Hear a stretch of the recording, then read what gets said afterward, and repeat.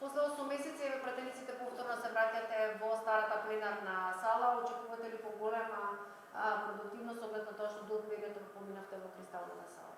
Па јас очекувам да почнеме да има еден нов почеток во пленарната сала, она официјалната пленарна сала каде што се одржуваат седниците после ревакцинизацијата и имунизацијата на службата во собранието. Сметам дека и она што го кажуваат бројките, дека тука се нормализира состојбата по однос на ковид кризата. Се надевам дека ќе се нормализира состојбата и по однос на употребата на деловникот и злоупотребата на скратените постапки и европското знаменце при донесување на законите. Затоа што гледаме дека веќе поминува во една пракса сите закони кои што се спорни за јавноста, стручната фела по било кој закон и граѓаните, доаѓаат во собранието со европско знаменце.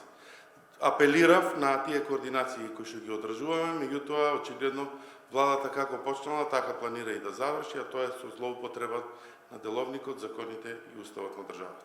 Денеска почетокот на оваа седница беше одбележан со мал број на присуство на новинари со оглед на тоа што и ние самите бевме затечени од тоа дека треба да приложуваме сертификат за вакцинација, а има и некои што се со една доза примени, така што Па добро, очекувам дека тоа ќе се нормализира, затоа што навистина е голем потфат да се пренесат 120 пратеници од таа сала во другава сала, каде што условите се малку поспецифични и да го препишеме тоа на недостаток на службата кој што ќе се регулира во наредниот период, а секако и новинарите кои што ја пратат политичките редакции по медиумите, дека ќе успеат да ги добијат тие сертификати или пак медиумите да испратат луѓе кои што се со две дози на вакцини, се во однос на безбедноста на работењето на собранието.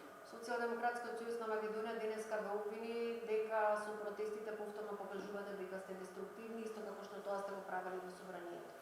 За жал, тоа е реториката која што ја користи Социјалдемократскиот сојуз кога се решава прашање во интерес на државата. Потребен е консензус и брифинг за она за што се разговара на сите политички чинители во државата. Меѓутоа тоа нити го видовме во изминативе 3 години од Зоран Заев, ниту очекуваме да го видиме. Затоа ова е еден вид на будење на македонскиот народ за да не се случат дополнително претавства и отставки по однос на позициите кои што ги има Република Македонија. Уште едно прашање, може ли да се блокира работата на Уставниот суд со оглед на случувањето вчера во комисијата за прашање на избори именување? Па видете, вчера комисијата фактички не ни започна затоа што големиот број на процедурални забелешки и неможноста да се почне со самата седница по основ на она што го слушаме неофицијално за членови за избор на комисијата, за членови за избор за уставни судии, застана работата. Денеска неаме седница. Очекувам дека власта ќе биде малку повише на висина за задачата, за да не дозволи да Уставниот суд го направи една партиска збиралиште на членови на Социјалдемократскиот сојуз и на други. Благодарам.